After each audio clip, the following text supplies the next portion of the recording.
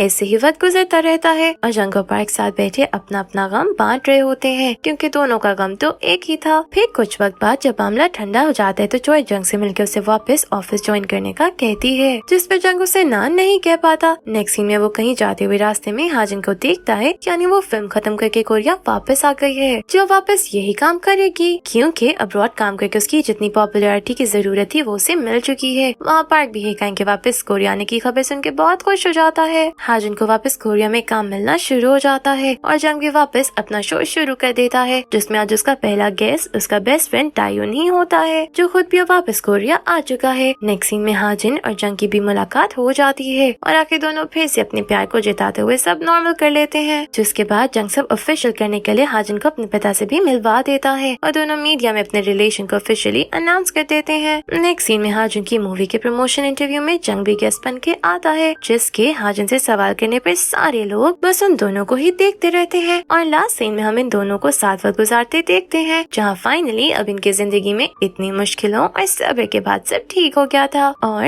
इसी cute moment पे ये सीजन यही एंड हो जाता है। Thank you for watching.